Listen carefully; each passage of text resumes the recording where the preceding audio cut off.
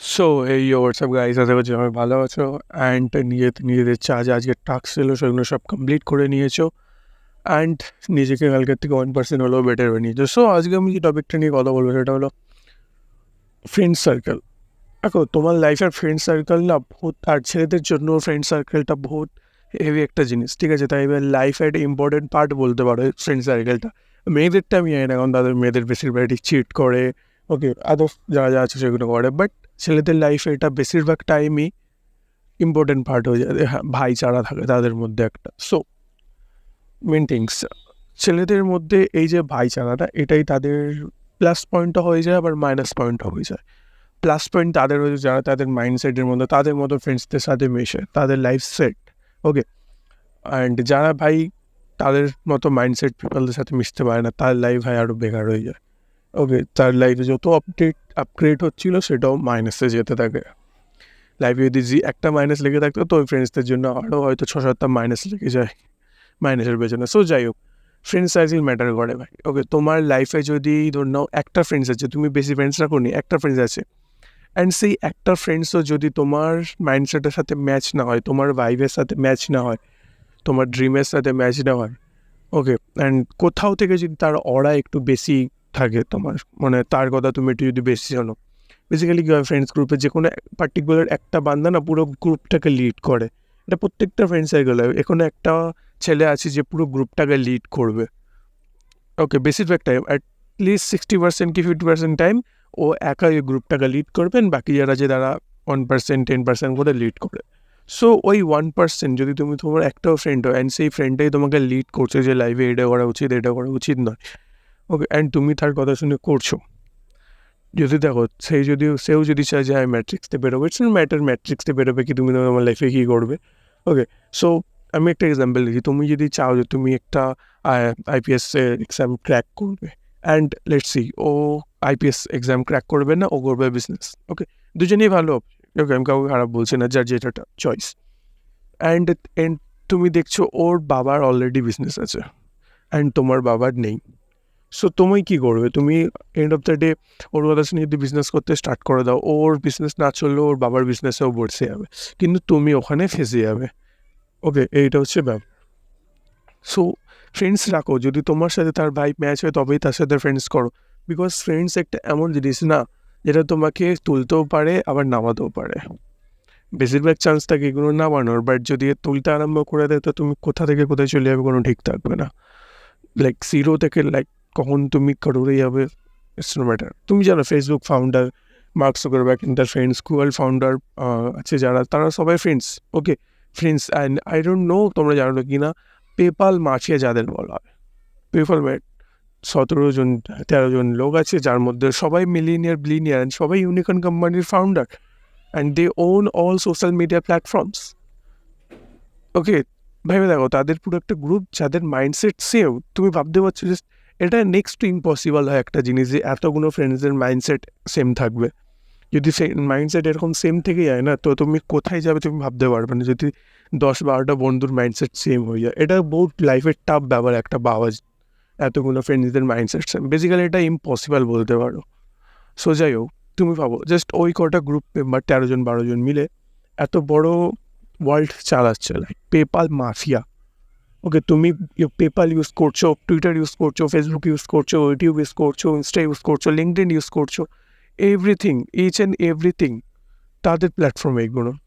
ভেবে দেখো, তোমার পুরো ওয়ার্ল্ড চলছে ওদের প্ল্যাটফর্মে, ওদের ইন্টারনেটে।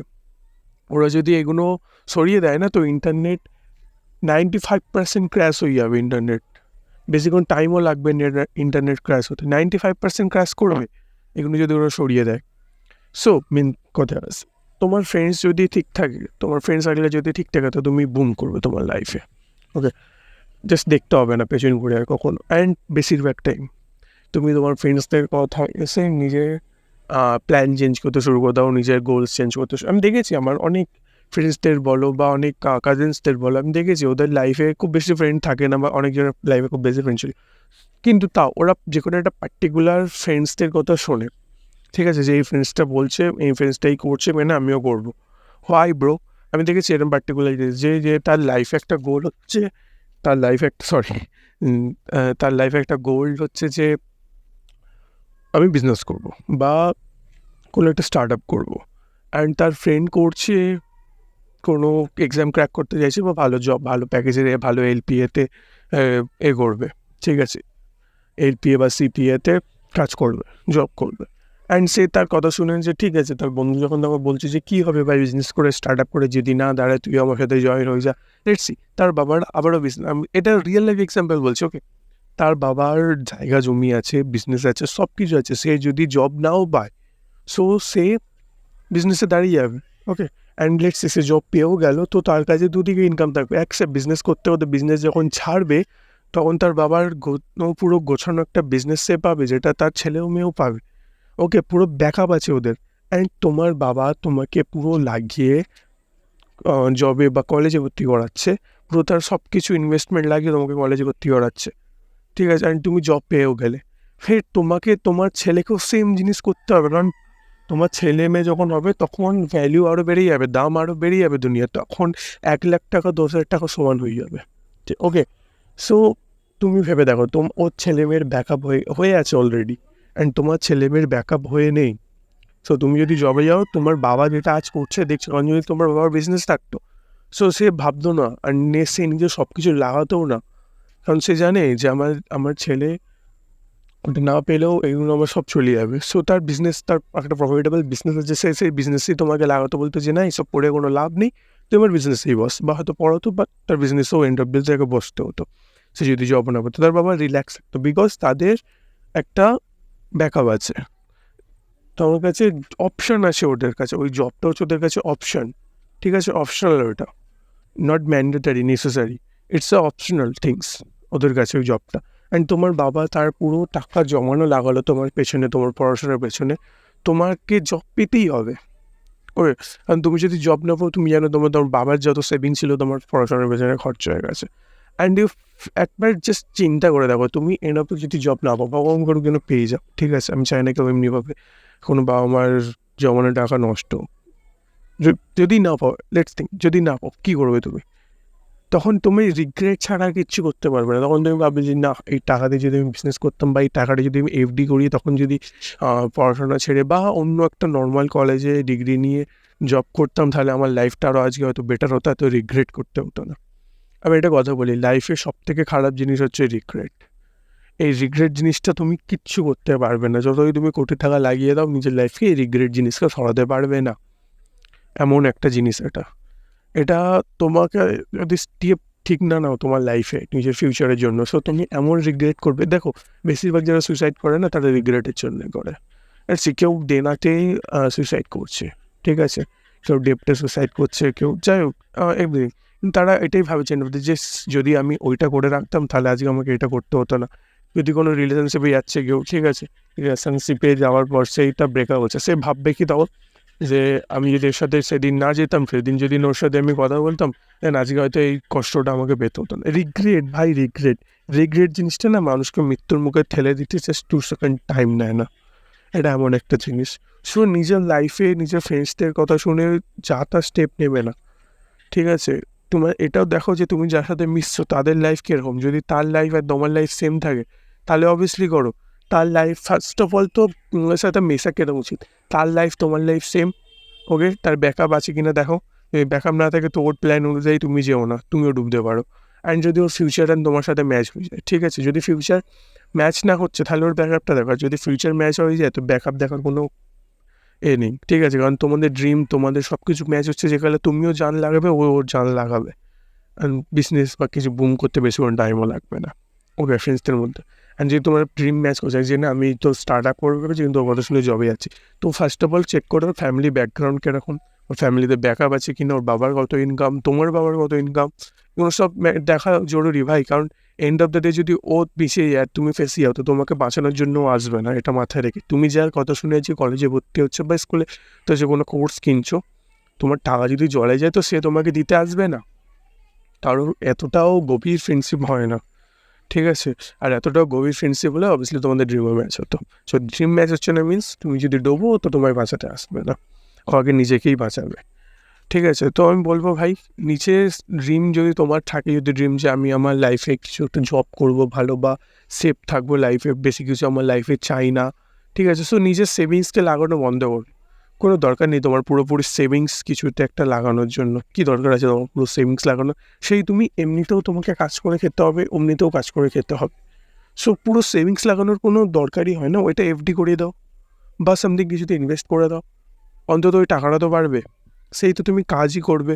তো আমার মনে হয় যে ভাই, আমি যদি এন্ড অফ দ্য ডে জবই করতাম, ঠিক আছে? সো আমি আমার টাকা অবভিয়াসলি একটা এতে কোনো স্টকে বা কোনো গোল্ডে আমি ইনভেস্ট করে রেখে দিতাম। বিকজ সেই তো আমাকে কাজ করেই খেতে হবে। তো কী দরকার আছে এত রিস্ক নেওয়ার, এত টাকা?